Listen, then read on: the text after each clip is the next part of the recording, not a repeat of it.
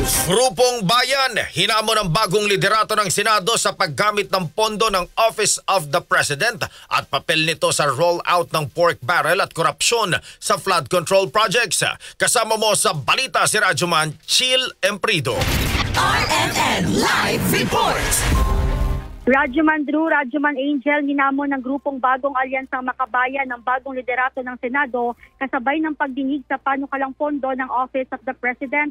Ayon sa grupong Bayan, ang kilos protesta ay laban sa umano'y malawakang katiwalian sa ilalim ng Marcos administration na anila ay pinapalala ng pakikipagsabuatan ng ilang mambabatas, senador at malaking kontraktor. Iginiit ng grupo na dapat managot si President Marcos Jr. sa umano'y pork barrel-infested budget, mga budget insertions at paglalaan ng mas malalaking confidential funds na siya lamang ang may control. Hinahamon natin ang new Senate leadership na patunayan na sila ay independent.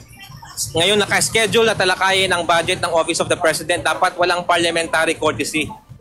Dapat silipin, tanungin ang budget ng Office of the President.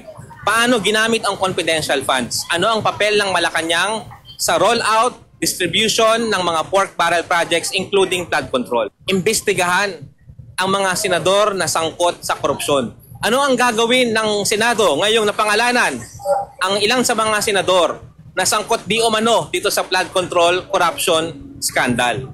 At tayo po ay nagagalit dahil ang taong bayan nagtatanong saan tayo kukuha ng hustisya at pananagutan.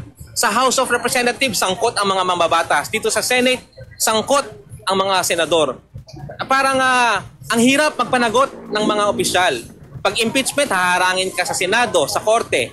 Sa corruption, sila mismo nag-iimbestiga sa kanilang mga sarili. May conflict of interest. Samantala, aminado rin na naturang grupo na hindi matatapos ang korupsyon hanggat walang napapanagot at walang napaparusahan na matataas na opisyal.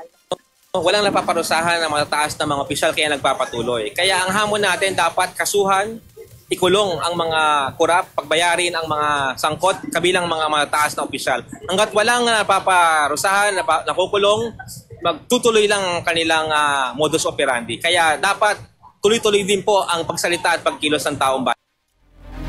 Umabot naman sa mahigit 100 na nagtungo sa harap ng Senado para sa kilos protesta. Kasama mo sa DZXL RMN Manila, Radyoman Chill Emprido sa Talk RMN.